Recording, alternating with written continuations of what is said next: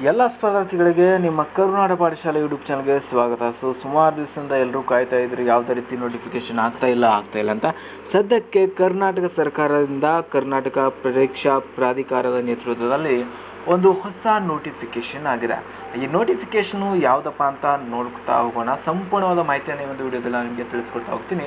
ದಯವಿಟ್ಟು first time ಯಾರಾದರೂ ನಮ್ಮ ಚಾನಲ್ ಏನಾದರೂ ನೋಡ್ತಾ ಇದ್ರೆ ಸಬ್ಸ್ಕ್ರೈಬ್ ಮಾಡ್ಕೊಳ್ಳಿ. ಹಾಗೆ ಪಕ್ಕದಲ್ಲಿರುವಂಥ ಬೆಲ್ ಐಕನ್ ಕ್ಲಿಕ್ ಮಾಡಿದ್ರೆ ಯಾವುದೇ ಕಾರಣಕ್ಕೂ ಮರಿಬೇಡಿ. ಓಕೆ, ಸೊ ಬನ್ನಿ ಡೈರೆಕ್ಟಾಗಿ ನೋಟಿಫಿಕೇಶನ್ ಮಾಹಿತಿಯನ್ನು ನೋಡ್ತಾ ಹೋಗೋದಾದರೆ, ಕರ್ನಾಟಕ ರಾಜ್ಯದ ಕೃಷಿ ಇಲಾಖೆಯ ಉಳಿಕೆ ಮೂಲ ವೃಂದದಲ್ಲಿ ಖಾಲಿ ಇರುವ ಗ್ರೂಪ್ ಬಿ ವೃಂದದ ಕೃಷಿ ಅಧಿಕಾರಿ ಮತ್ತು ಸಹಾಯಕ ಕೃಷಿ ಅಧಿಕಾರಿ ನೇರ ನೇಮಕಾತಿ ಹುದ್ದೆಗಳನ್ನು ಸ್ಪರ್ಧಾತ್ಮಕ ಪರೀಕ್ಷೆ ಮೂಲಕ ಭರ್ತಿ ಮಾಡಲು ಅರ್ಹ ಅಭ್ಯರ್ಥಿಗಳಿಂದ ಕರ್ನಾಟಕ ಪರೀಕ್ಷಾ ಪ್ರಾಧಿಕಾರವು ಆನ್ಲೈನ್ ಮೂಲಕ ಅರ್ಜಿಗಳನ್ನು ಆಹ್ವಾನಿಸಿದೆ. ಆಯಿತಾ? ಸೊ ಇನ್ನು ಯಾವ್ಯಾವ ಹುದ್ದೆಗಳು ಖಾಲಿ ಇದ್ದಾವೆ ಮತ್ತು ಎಷ್ಟೆಲ್ಲ ವೇತನ ಇದೆ, ಅದಕ್ಕೆ ವಿದ್ಯಾರ್ಹತೆ ಏನು ಅಂತ ಸಂಪೂರ್ಣವಾಗಿ ನೋಡ್ತಾ ಹೋಗೋದಾದರೆ, ಈ ಒಂದು ಕೃಷಿ ಅಧಿಕಾರಿ ಹುದ್ದೆಗೆ ಒಂದು ಅಧಿಕಾರಿ ಹುದ್ದೆಗೆ ಒಟ್ಟು ನಿಮಗೆ 69,250ರಿಂದ 1,34,200 ನಿಮಗೆ ವೇತನ ಶ್ರೇಣಿ ಇರುತ್ತೆ.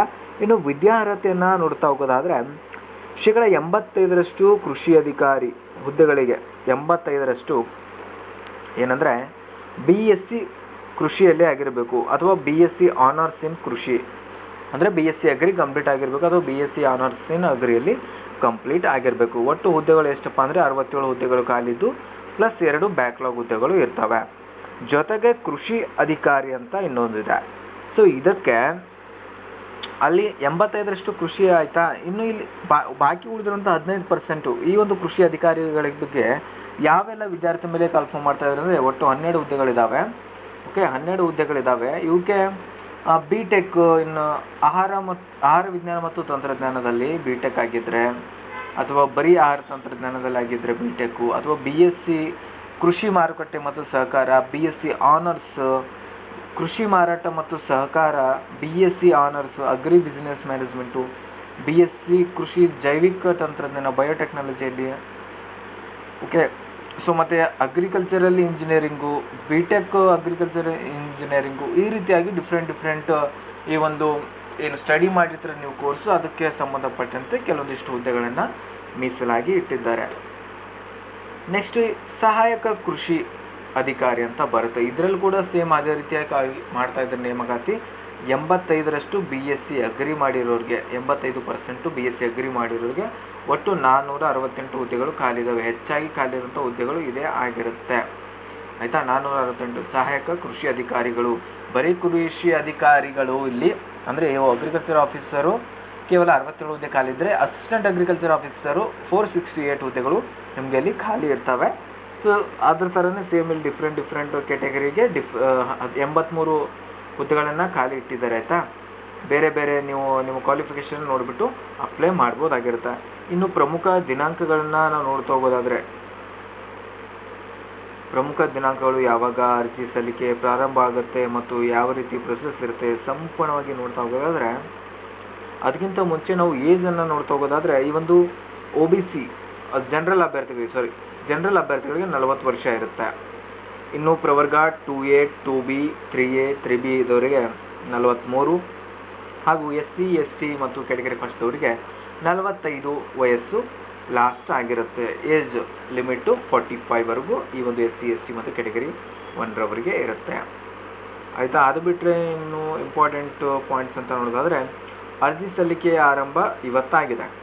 19 ಏಪ್ರಿಲ್ 2026ರಿಂದ ಅರ್ಜಿ ಸಲ್ಲಿಕೆ ಪ್ರಾರಂಭವಾಗಿದ್ದು ಕೊನೆ ದಿನಾಂಕ ಮೇ 10 ಆಗಿರುತ್ತೆ. ಇಲ್ಲಿ ನೀವು ನೋಡ್ತಾ ಇರ್ಬೋದು, ಯಾವುದೇ ಕಾರಣಕ್ಕೂ ನಿಮಗೆ 1 ತಿಂಗಳ ಕಾಲಾವಕಾಶವನ್ನು ಕೊಡ್ತಾ ಇಲ್ಲ ಇವರು. ಆಯಿತಾ? ಕೇವಲ ಎಷ್ಟು ದಿನದ ಕಾಲಾವಕಾಶವನ್ನು ಕೊಡ್ತಾ ಇದ್ದಾರೆ? ಕೇವಲ 22 ದಿನದ ಕಾಲಾವಕಾಶವನ್ನು ಕೊಡ್ತಾ ಇದ್ದಾರೆ. 20 ದಿನದ ಕಾಲಾವಕಾಶವನ್ನು ಕೊಡ್ತಾ ಇದ್ದಾರೆ. ಅದರಲ್ಲಿ ನೀವು ಅರ್ಜಿಯನ್ನು ಹಾಕೋಬೇಕಾಗಿರುತ್ತೆ. ಇನ್ನು ಅರ್ಜಿಯನ್ನು ಯಾವ ರೀತಿ ಹಾಕಬೇಕನ್ನೋದು ನಿಮ್ಗೆ ಏನಾದರೂ ಬೇಕಂದರೆ ಕಮೆಂಟ್ ಮಾಡಿ, ಖಂಡಿತ ನಾವು ಅರ್ಜಿ ಹಾಕುವಂಥ ಪ್ರೊಸೆಸ್ ನಿಮಗೆ ವಿಡಿಯೋ ಮಾಡಿಬಿಟ್ಟು ಹಾಕ್ತೀವಿ. ಇನ್ನು ಪರೀಕ್ಷೆ ಡೇಟ್ ಕೂಡ ಅನೌನ್ಸ್ ಮಾಡಿದ್ದಾರೆ. ಯಾವಾಗ ಅಂದರೆ ಜೂನ್ 6ಕ್ಕೆ ಎಕ್ಸಾಮ್ ಇದೆ. ಜೂನ್ 6ಕ್ಕೆ ಕಡ್ಡಾಯ ಕನ್ನಡ ಭಾಷೆ ಪರೀಕ್ಷೆ ಇರುತ್ತೆ. ಅದಾದಮೇಲೆ ಪತ್ರಿಕೆ 1 ಪತ್ರಿಕೆ 2 7 ತಾರೀಕು ಇದೆ, ಅಂದರೆ ಜೂನ್ 7ಕ್ಕೆ ಇದೆ. ಆಯಿತಾ? ನೆಕ್ಸ್ಟು ಅರ್ಜಿ ಶುಲ್ಕವನ್ನು ನೋಡ್ತಾ ಹೋಗೋದಾದರೆ, ಈ ಒಂದು ಸಾಮಾನ್ಯ ಅರ್ಹತೆ ಮತ್ತು ಇತರೆ ಪ್ರವರ್ಗಗಳು 750 ಇರುತ್ತೆ. SC ST ಮತ್ತು ಕ್ಯಾಟಗರಿ ಫಸ್ಟು ಎಕ್ಸ್ ಆರ್ಮಿಗಳು ಮತ್ತು ಟ್ರಾನ್ಸ್ಜೆಂಡರು ಇವರಿಗೆಲ್ಲ 500 ಇರುತ್ತೆ. ಇನ್ನು PWD ಏನು ಹ್ಯಾಂಡಿಕ್ಯಾಪು ಅಥವಾ ಬೇರೆ ಬೇರೆ ಏನಾದರೂ ಅಂಗವಿಕಲ ಅಭ್ಯರ್ಥಿಗಳಿಗೆ, ವಿಶೇಷಚೇತನ ಅಭ್ಯರ್ಥಿಗಳಿಗೆ 250 ಆಗಿರುತ್ತೆ application fees. Okay, so I hope ಈ ಒಂದು ಸ್ಪರ್ಧಾತ್ಮಕ ಪರೀಕ್ಷೆಯ ವಿಧಾನ ನಿಮಗೆ as it is OMR type conduct ಮಾಡ್ತಾರೆ. ಕಡ್ಡಾಯ ಭಾಷೆ ಕನ್ನಡ ಕಂಪಲ್ಸರಿ ಪಾಸ್ ಆಗಲೇಬೇಕು. ಇನ್ನು ಪೇಪರ್ 1 ಬಂದುಬಿಟ್ಟು 300 ಮಾರ್ಕ್ಸ್ ಇರುತ್ತೆ. ಈ ಒಂದು ಪ್ರಶ್ನೆ ಪತ್ರಿಕೆ ಏನೆಲ್ಲ ಸಬ್ಜೆಕ್ಟ್ಗಳನ್ನ ಇನ್ಕ್ಲೂಡಿಂಗ್ ಆಗಿರುತ್ತೆ ಅಂದರೆ, ಮೇಜರ್ ಆಗಿ ಕರೆಂಟ್ ಅಫೇರ್ಸು, ಪ್ರಚಲಿತ ವಿದ್ಯಮಾನಗಳು, ಸಾಮಾನ್ಯ ವಿಜ್ಞಾನ, ಕರ್ನಾಟಕ ಇತಿಹಾಸ, ಭೂಗೋಳಶಾಸ್ತ್ರ, ಭಾರತ ಇತಿಹಾಸ, ಭೂಗೋಳಶಾಸ್ತ್ರ, ಸಮಾಜ ವಿಜ್ಞಾನ, ಸಾಮಾನ್ಯ ಬೌದ್ಧಿಕ ಸಾಮರ್ಥ್ಯ, ಭಾರತದ ಸಂವಿಧಾನ, ಸಾರ್ವಜನಿಕ ಆಡಳಿತ ಮತ್ತು ಗ್ರಾಮೀಣಾಭಿವೃದ್ಧಿ ವಿಜ್ಞಾನ ಮತ್ತು ತಂತ್ರಜ್ಞಾನ, ಭಾರತ ಅರ್ಥವ್ಯವಸ್ಥೆ, ಅಂತಾರಾಷ್ಟ್ರೀಯ ಸಂಬಂಧ, ಪರಿಸರ ವಿಜ್ಞಾನ, ತಾರ್ಕಿಕ ಆಲೋಚನೆ, ದೈನಂದಿನ ಗ್ರಹಿಕೆ ವಿಷಯಗಳು ಮತ್ತು ನಿಗದಿಪಡಿಸಲಾದ ಅರ್ಹತಾ ಪರೀಕ್ಷೆಯಲ್ಲಿ ಉತ್ತೀರ್ಣನಾಗಿರುವ ವ್ಯಕ್ತಿಯಿಂದ ನಿರೀಕ್ಷಿಸಬಹುದಾದ ಪ್ರಾಯೋಗಿಕ ಜ್ಞಾನ.